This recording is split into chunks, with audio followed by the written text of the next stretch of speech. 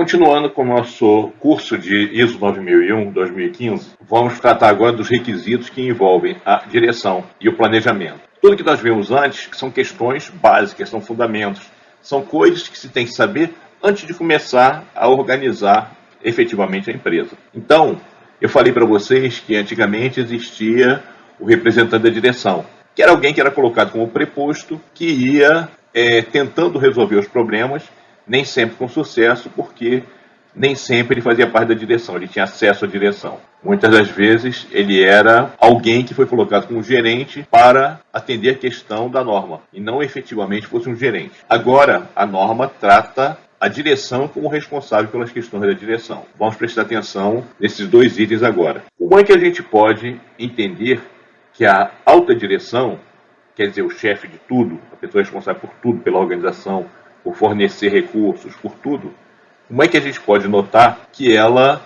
demonstra que efetivamente ela é líder, que ela está comprometida com o sistema de gestão? A gente vê que a alta direção deve prestar conta pela sua eficácia, ou seja, ela tem que demonstrar que o sistema de gestão funciona. Eu não vou entrar naquela questão de Drucker de eficácia e eficiência. Eficácia é o sistema que funciona. Eficiente é o sistema que funciona com melhoria, com melhores recursos. Se não funciona, ele não pode ser eficiente, ok? Bom, vamos lá. Então ele tem que prestar contas da eficácia. Como é que ele faz isso? Ele vai demonstrar através de indicadores, através do cumprimento das políticas, do atingimento de metas, que ele efetivamente tem um sistema de gestão funcionando. Para poder fazer isso, ele vai ter que definir política e objetivo compatível com o contexto e a direção estratégica da organização. Então ele não pode ter uma meta de dominar o mundo. Ele vai ter que ter uma meta, um objetivo, uma política que vai atender efetivamente as partes interessadas dele. Tem que ter uma relação. Por isso ele tem que ir lá atrás entender quais são as partes interessadas e qual o envolvimento delas. Aí ele vai ter que ter uma política. A norma não fala mais muito em política sobre muitos detalhes, mas é a política da empresa, né? A política da qualidade da empresa. E os objetivos da empresa têm que ser adequados ao tamanho da empresa, ao tipo de empresa, porque se você colocar uma meta muito megalomaníaca, você vai ter que ter um investimento gigantesco. Tem que existir uma coerência entre recursos aplicados e resultados esperados. Outro ponto é assegurar a integração dos requisitos do sistema de gestão nos processos de negócio da organização. Se os processos de negócio da organização são aqueles que fazem com que os produtos sejam gerados e entregues ao cliente, seja o cliente final ou os clientes intermediários, então os requisitos da norma têm que estar associados a isso, têm que estar ligados. Se a norma diz que você tem que analisar criticamente alguma coisa, não é só no cliente final, você tem que analisar nas partes também. Se tem que falar em competência, autoridade, responsabilidade, não é só para o trabalho final, para todos os trabalhos que envolvem o sistema de gestão, todos os processos da organização. A direção também tem que estar sempre pensando na abordagem de processo, então tem que entender que tudo é processo, então tudo vai ter que ter uma saída mais baseado nas condições que são dadas ao processo e na qualidade, olha essa palavra nojentinha aí, e na qualidade das entradas. Então a direção tem que promover um bom processo com base no material que fornece para ter a saída esperada. E sempre está preocupado com a mentalidade de risco. Por que se fala em mentalidade de risco agora? Antigamente se falava em ação preventiva, ação corretiva. Sempre se está falando em melhoria, em análise de risco. Porque se você não analisar o risco aos seus processos, à tua organização, você tende ao fracasso. As empresas que fecham foram aquelas que não mudaram ao longo do tempo. As empresas que analisaram os riscos e se adaptaram, tiveram ações contra os riscos, ou preventivas dos riscos, ou tratamento dos riscos, elas se mantiveram e até melhoraram. A alta direção deve também demonstrar liderança e comprometimento no foco com o cliente. Então, ela deve demonstrar que o cliente é importante para a organização. Como é que ela faz isso? Garantir que os requisitos do cliente, estatutários, regulamentares, sejam determinados, quer dizer, tem que saber quais são os requisitos aplicáveis, se eles são entendidos e eles são atendidos. Aí entra um ponto importante com relação à qualificação de pessoal. Você preparar um curso e a pessoa senta lá 1 hora, 2 horas e você fala para a pessoa tudo que ela tem que fazer e depois dizer que ela está qualificada, é brincadeira. Não é assim que funciona, não. Então, você vai ter que determinar, apresentar e monitorar o desempenho das pessoas para ver se os requisitos foram realmente entendidos e monitorar as reclamações de clientes para ver se eles foram atendidos. Então, esse item, numa linhazinha, ele fala de 3 coisas que são extremamente importantes: qualificação e no monitoramento do sistema de gestão. Você tem que dizer o que é para ser feito para o pessoal, tem que monitorar para ver se estão fazendo, para ver se foi entendido e observar se o cliente realmente concorda com isso. Se o foco é no cliente e os requisitos são do cliente e outros requisitos, você tem que monitorar com o cliente se eles foram atendidos. Também tem que ser visto se riscos e oportunidades foram determinados e abordados. Sempre deve ser mantido o foco no aumento da satisfação do cliente. Sempre deve-se querer que o cliente esteja mais satisfeito. Como é que o cliente fica mais satisfeito? Através de boas políticas do bom atendimento. Lembra quando eu falei que qualidade é o produto adequado ao uso e a satisfação de todos? Nesses dias eu vi uma situação interessante. O cidadão foi comprar um capacete, está na internet aí em algum lugar. Foi comprar um capacete e ele queria um capacete top. O vendedor vira para ele e diz assim: que velocidade você vai andar? Tua moto é grande? Não, minha moto é pequena, vou andar pouca velocidade. Então não compra esse capacete, compra esse outro aqui. Ele é bem mais barato e vai atender a você. O outro capacete que você quer, que você me pediu, é de alta performance. Se você for andar 250, 300 km por hora numa corrida, aí você usa esse. No caso de uma pancada forte, aí ele vai te proteger. Mas a 150, 100, 150 no ambiente urbano, você não vai ter uma velocidade que vai causar grandes problemas. Então, o que o vendedor fez?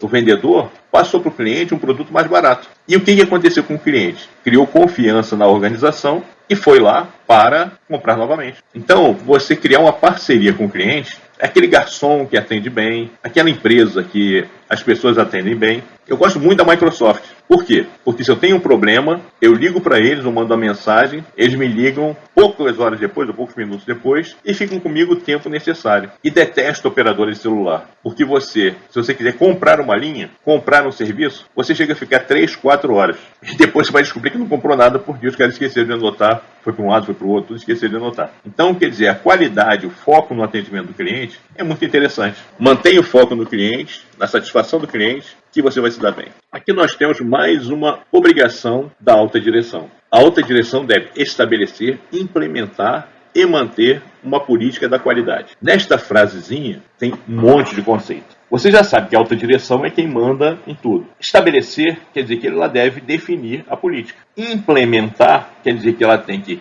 colocar em prática e concluir a colocação em prática. Quer dizer, ela tem que implantar e concluir a implantação. Isso quer dizer implementar. E manter, quer dizer, isso aí vai ter que ser mantido, vai ter que estar funcionando ao longo do tempo. Uma política da qualidade. O que é política? A política, de uma maneira mais simples, é a forma que a organização trata determinado assunto. Neste caso, é a política da qualidade, ou seja, a política para atender o cliente. Que cliente? Interno, externo, que seja. Mas basicamente é para atender o cliente. Novamente, a coerência. A política deve ser apropriada ao propósito e ao contexto da organização. Antigamente, as políticas eram ser a melhor empresa no mundo, no ramo. Peraí, mas tu vai pegar a tua empresa, é uma empresa de fundo de quintal em tal lugar. Você vai querer a maior empresa do mundo? Crescer 30%, 40% ao ano. Peraí, mas como é que vai crescer 30%, 40% ao ano se você não conhece a economia? Com as metas meio estranhas, né? Então, a alta direção vai estabelecer a política apropriada e vai garantir a estrutura para se estabelecer objetivos da qualidade. O que é o objetivo da qualidade? Se eu tenho uma política da qualidade, quer dizer, o que eu vou fazer com relação à qualidade para atender meus clientes, para manter meu sistema, para funcionar a organização? Eu vou estabelecer políticas. E essas políticas vão estar associadas a objetivos. Quais são os objetivos que eu quero? Quais os objetivos que eu tenho que atender?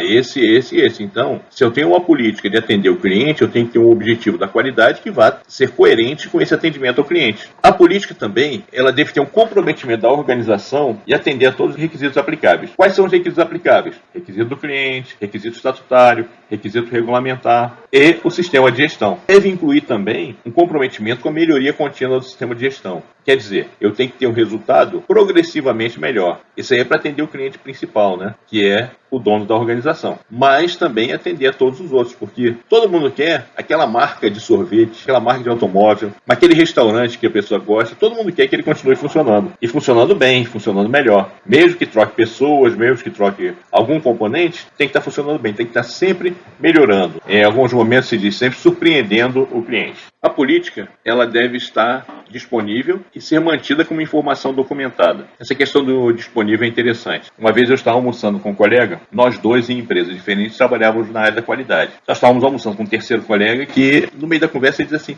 eu acho que a minha empresa tem ISO 9001. É possível isso? Numa empresa Alguém achar que a sua empresa tem ISO 9001, está errado, né? Então, a empresa tem que estar disponível, ser mantida, comunicada, entendida e aplicada na organização. Antigamente, essa política era colocada em crachá, colocada na parede, colocada em tudo quanto é lugar. E o auditor ia lá perguntar qual é a política, ver se a pessoa decorou tudo e tal. Eu nunca fui favorável a que decorasse a política. O que eu queria é saber se foi entendida. Então a minha pergunta normalmente era como é que a pessoa atendia a política. Porque a política não é para ser atendida pela empresa, é para ser atendida por cada um da empresa, da organização. Então, ela tem que ser comunicada, entendida e aplicada na organização, com todos. Tem que estar disponível para partes interessadas pertinentes, conforme for apropriado, lógico, né? Mas, quem são as partes interessadas pertinentes? Os clientes devem saber qual é a política da empresa. Se a política da empresa for aquelas ridículas do sou maravilhoso, quero ser maravilhoso, a pessoa vai desconfiar. Então tem que ser uma política coerente e cumprível, tá bom? A alta direção deve estar comprometida com as pessoas que trabalham na organização. Então ela tem que assegurar que responsabilidades e autoridades sejam atribuídas, comunicadas e entendidas. Muito importante você entender o que é questão do entendido. Muitas vezes, quando é feita uma auditoria, o auditor inexperiente, ele vai ver o seguinte: foi atribuída? Aí ele chega, vai lá, pega o descritivo de funções e tá lá quem faz o quê. Ele pega uma lista de treinamento e vê lá, foi comunicado. Agora, as pessoas entenderam? Está funcionando? Ele teria que olhar ali as não conformidades, a satisfação de cliente, quantidade de erros, quantidade de problemas, para aí ele poder ver se foi entendida a política. Uma vez numa empresa me disseram que não tinha reclamação de cliente. Aí eu pedi para ver a quantidade de notas fiscais de devolução emitida, que é muita nota. Então você tem que ter, de alguma forma, você tem que ver se foi tudo comunicado. Foi definida a responsabilidade e a autoridade. É lógico, quando define a responsabilidade e a autoridade, você tem que dar recurso para isso, né? Porque se você definir a responsabilidade e a autoridade, mas não der recurso para isso, não der condições, não adianta nada, você não resolveu nada. Bom, e a alta direção deve atribuir responsabilidade e autoridade para assegurar que o sistema esteja conforme a norma. Isso quer dizer o quê? Que se o sistema não estiver conforme com a norma, a responsabilidade é de quem? Da alta direção, que não garantiu autoridades e responsabilidades para que o sistema funcionasse. Que os processos entreguem as saídas pretendidas. Ora, se os processos não entregam a saída pretendida, a responsabilidade de quem? Da alta direção, que fez a distribuição de responsabilidades e autoridades. Lembre-se que a alta direção também faz análises críticas, faz acompanhamento, monitoramento. Ela é responsável pelo sistema de gestão. Não é mais o representante da direção, o gerente da qualidade ou outra pessoa qualquer com qualquer outro nome. Ou como hoje o pessoal gosta de fazer, o analista da qualidade. Ele não tem nada a ver com isso ali, ele é peão no negócio. A responsabilidade é da direção. Ah, mas a direção colocou ele lá para isso. Não, a responsabilidade é da direção. Se colocou ele lá para isso e não foi feito, então a direção errou ao colocá-lo. Atenção a esses detalhes. E esse pessoal que a direção nomeia, da responsabilidade e autoridade, eles devem relatar o desempenho do sistema de gestão. Então, note que é uma cadeia. A alta direção estabelece ou define, ou dá autoridade e responsabilidade para alguém trabalhar no nível de gestão da qualidade. Então, essa pessoa vai ter que ter alguém para relatar o desempenho do sistema de gestão e as oportunidades de melhoria, para assegurar a promoção do foco no cliente na organização, para assegurar que a integridade do sistema de gestão for mantida quando forem planejadas e implementadas mudanças no sistema de gestão. Esses dois primeiros itens, relatar o desempenho, oportunidade de melhoria, assegurar a promoção, isso aí já fica claro. Agora, assegurar a integridade do sistema seja mantida quando forem planejadas e implementadas mudanças. Frequentemente, você tem ampliações, você tem mudanças de endereço, você tem mudanças de escopo, você tem mudanças dentro do teu negócio, da tua organização. Então é importante que você garanta que o sistema de gestão seja mantido. Uma das coisas mais engraçadas que tem quando você faz auditoria é quando aparece aquele gerente: nós estamos ampliando, vamos fazer isso, vamos fazer aquilo, vamos mudar para cá, estamos contratando em máquinas, tudo. Aí a gente chega e diz assim: vem cá, e como é que está o treinamento? Como é que está o planejamento disso? Aí o pessoal, peraí, eu não faço não. Então você tem que assegurar que a integridade do sistema seja mantida quando for planejada implementado mudança no STQ. E se eu não planejar, se for uma coisa de repente? Se for uma coisa de repente, aí não tem jeito, né? Tem sim, lembra da análise de risco. Então, de alguma forma, você vai ter que manter o teu sistema funcionando. Ou porque você está planejando mudança, ou porque você vai fazer análise de risco. Bom, nós já vimos toda a etapa de preparação, de conhecimento sobre o mercado, conhecimento de contexto, conhecimento de parte interessada, de processo, risco. Já falamos sobre a responsabilidade da direção. Agora a gente vai tratar do planejamento do sistema de gestão. Quais são as etapas do planejamento? Vamos ver. Bom, nós sabemos que no planejamento de um sistema de gestão, a gente deve considerar contexto, deve considerar expectativa das partes interessadas, riscos, oportunidades, tudo isso. Como é que a gente faz isso? O contexto, a gente pode fazer pesquisa de mercado, a gente pode fazer avaliação através de pessoas que conheçam os negócios, jornais, revistas especializadas, técnicas, estatísticas do governo, uma série de fatores que a gente pode usar para determinar qual contexto que nos favorece ou nos prejudica. As partes interessadas, as expectativas, fica fácil porque se eu conheço a parte interessada, se eu considero interessada, então é porque eu sei qual é o interesse delas. Se eu sei o interesse, eu vou trabalhar no sentido de buscar atender a esse interesse. Quanto aos riscos, eu estabeleci processos para produção, para sequência de atividade de atendimento a clientes, as partes interessadas. Então, o que é o risco, basicamente? O risco nós definimos como efeito da incerteza. A incerteza do quê? De que eu vou conseguir atender ao resultado do processo. Então, o que pode afetar para que eu não atinja o resultado do processo? Isso eu tenho que avaliar. E como é que eu faço a avaliação? Eu procuro identificar o que pode afetar o meu resultado. E essa coisa, esse processo, esse item, essa situação que pode afetar, eu trato da seguinte forma. Eu elimino o risco. Pode acontecer isso e se acontecer algum evento anterior. Eu elimino o evento anterior. Outro, eu procuro mexer nas condições que vão reduzir esse risco. Outro, eu vou deixar rolar o risco. Existe uma história que eu vi há muitas décadas atrás, de que uma empresa gastava uma quantidade de dinheiro para resolver um problema de produção. Então, ela tinha a possibilidade de gastar menos, colocando um novo processo, mas gastaria ainda assim uma quantidade considerável. A pergunta era, valia a pena eu mudar o setup para uma nova estrutura que eu gasto menos, mas gasto com a montagem do setup, ou eu mantenho o setup atual com o gasto que eu já conheço? Aí foi feita uma pergunta seguinte, e se eu não fizer nada, quanto é que custa? Aí descobriu-se que se não fizesse nada, o custo era infinitamente menor. Em alguns vídeos anteriores eu conto essa história e coloco os valores. Mas então, algumas vezes, você não fazer nada pode ser muito mais barato do que você fazer alguma coisa. Tinha uma empresa, já contei diversas vezes, que ela, como ela sabia que provavelmente o material que ela recebia não ia atender plenamente, ela pediu uma quantidade maior, porque ela podia descartar a quantidade ruim e ainda assim ela teria uma quantidade suficiente para fazer a produção dela. Então, sempre você vai procurar mexer com risco de uma dessas formas. Com relação às oportunidades, o que é oportunidade? Como ocorre essa oportunidade? O que acontece com a oportunidade? Você pode ter oportunidade com novos produtos, novos mercados. Por exemplo, tem uma escola que toda vez que abre um condomínio do lado, o pessoal faz festa. Por quê? Porque o condomínio vai trazer alunos para a escola. E o mercadinho do lado também. Então você sabe que isso aí é oportunidade para você ampliar. Agora, também como eu já contei antes, uma determinada multinacional que fechou uma divisão. 1.800 cabeças na rua num determinado dia. As empresas ao redor que dependiam de pessoas dessa organização fecharam ou tiveram que reduzir ou modificar muito a sua estrutura. Então você tem que estar sempre atento ao que está acontecendo ao seu redor. Quais são as oportunidades e as ameaças. Bom, então você planejando, você tem que garantir que você vai atingir os resultados pretendidos. Quando você fala em planejamento, a gente quer dizer que você sabe o que está fazendo. Então, quando você planeja um resultado. Então, alcançar os resultados pretendidos quer dizer que você, ao planejar, você estabeleceu metas, estabeleceu objetivos. E o teu sistema de gestão tem que trabalhar para chegar a essas metas e esses objetivos. Para isso, você tem que, aí vamos lá, aumentar os efeitos desejáveis. Ou seja, quando você tem a oportunidade, você maximiza isso. Prevenir, reduzir ou eliminar mesmo os efeitos indesejáveis. Também é com relação ao risco. E alcançar a melhoria. Como é que é a melhoria? Meus indicadores sempre mostrarem uma situação melhor. Novamente, mais um item repetindo a mesma história,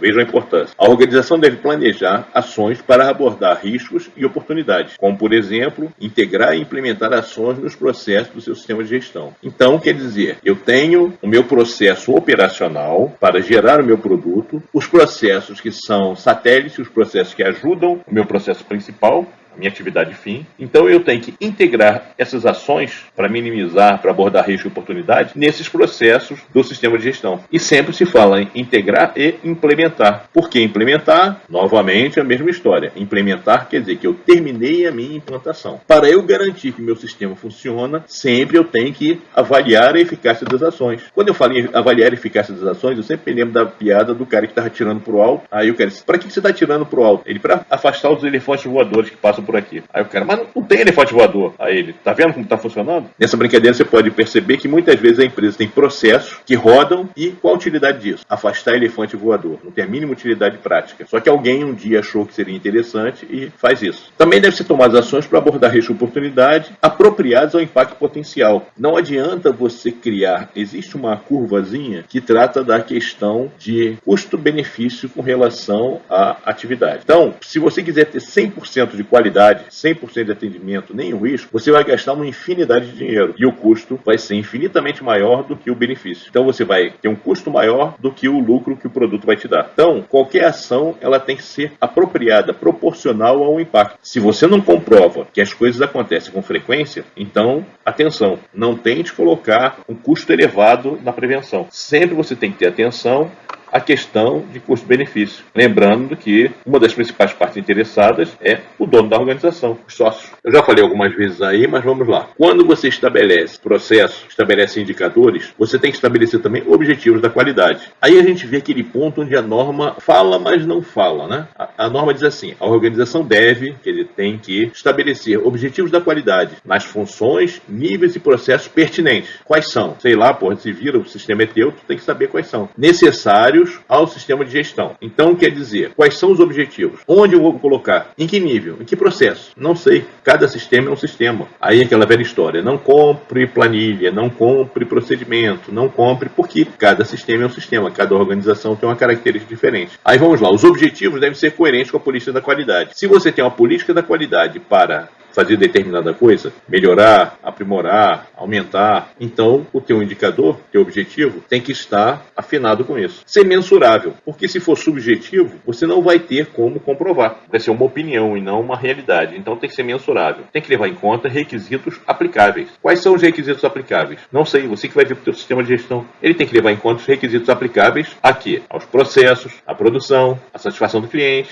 e tudo mais. Tem que ser pertinentes para a conformidade de produtos e serviços e para aumentar a satisfação do cliente. Sempre, tudo que você fizer tem que ser para o produto e serviço que você faz. Essa norma é uma norma de sistema de gestão para a produção de produtos e serviços. E que mais? Para atender o cliente. Então, tudo tem que ser coerente, consistente com o produto, o serviço e atendimento do cliente. Em tudo que a norma determina, é preciso entender que se você faz alguma coisa, você espera um resultado. Então, você tem que monitorar para ver se o resultado foi atingido. Tem que ser comunicado, não pode ser a surpresa, não pode ser para um grupo só. Aí você vai entender quando a gente fala que não existe área da qualidade, pessoal da qualidade. Todo mundo está envolvido. Quando é todo mundo, é todo mundo. Então todo mundo tem que ser comunicado. Os objetivos da política, dos interesses, das partes interessadas, dos resultados, das metas, dos indicadores, antes e depois. O que quer dizer antes e depois? Quer dizer que eu tenho que falar para o funcionário, é esperado que você faça isso. Nós vamos medir de tal forma. E quando chegar depois, eu vou dizer para ele, o resultado do desempenho do teu trabalho foi tal, para que ele saiba inicialmente a forma que ele vai colaborar com o sistema de gestão e posteriormente a forma com que ele colaborou, o resultado do desempenho dele. Porque quando o desempenho dele estiver ruim, o resultado vai ser ruim e ele não vai poder reclamar. Isso é uma coisa grosseira de você dizer, ele não vai poder reclamar. Mas o mais correto é você dizer, ele não vai poder se corrigir. Então, se o funcionário não sabe o que é esperado dele, ele nunca vai se corrigir. E como eu monitoro os objetivos da qualidade, eu sempre analiso os resultados e atualizo quando for apropriado. Você lembra que eu já falei de manter informação documentada, né? Isso aí é procedimento, é a forma que eu fazia procedimento. Eu vou criar um documento que vai ser informado e vai ser atualizado e vai ser mexido esse documento sempre que necessário. Então, a organização deve manter informação documentada sobre os objetivos da qualidade. Por que é manter